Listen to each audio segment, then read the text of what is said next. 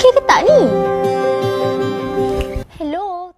Baru-baru ini, peminat base dikejutkan dengan satu momen manis dan lucu antara Bella Astilah dan Syed Saddiq. Segalanya bermula apabila Syed Saddiq berkongsi tips kekal sihat sepanjang bulan Ramadan. Dia dengan santai memberi tip macam mana nak bertenaga walaupun berpuasa. Ramai peminat yang mengikuti momen itu terus mencatat nota, tapi yang paling menarik belum tiba lagi. Tiba-tiba, Bella Astilah muncul dan reaksinya terpukau. Wajah Syed Saddiq jelas memancarkan rasa kagum melihat kecantikan dan keharuman Bella Astilah. Mata Syed terus berbinar-binar dan peminat base boleh nampak momen itu macam slow motion.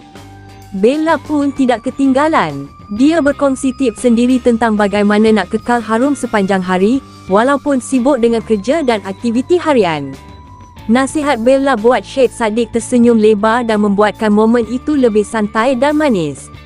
Tanpa disangka, Syed Saddiq terus menawarkan untuk belanja makan Bella Astilah. Situasi itu buat peminat base ketawa dan terhibur. Mereka terus meninggalkan komen sambil buat spekulasi lucu tentang siapa kena belanja siapa. Reaksi netizen memang luar biasa. Ada yang tulis, Syed terpikat terus, ada juga yang kata, comel betul momen ni, malah ada yang buat meme dan edit lucu.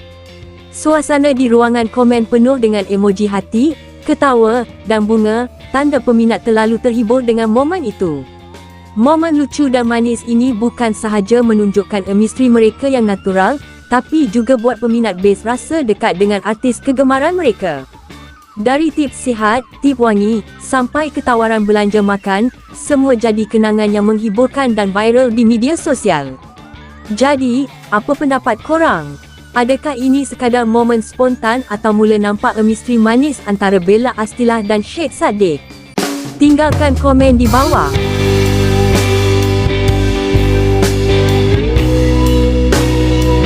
Semua, hari ni saya nak ajar macam mana kita boleh kekal fit sempena bulan Ramadan. Senangnya janji badan, keluar peluh. Kita start dulu dengan 10 jumping jack. Let's go.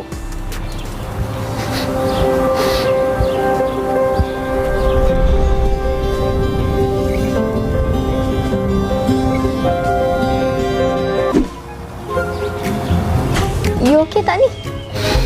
Bau wangi sangat and you look stunningly gorgeous. Apa kata I belanja you berbuka puasa? Habis tu tutorial macam mana? Tak apa, I tengok you dah terpukau, boleh lupa segala-galanya. So, that can wait another day. Yang penting, kita pergi makan dulu. Jom.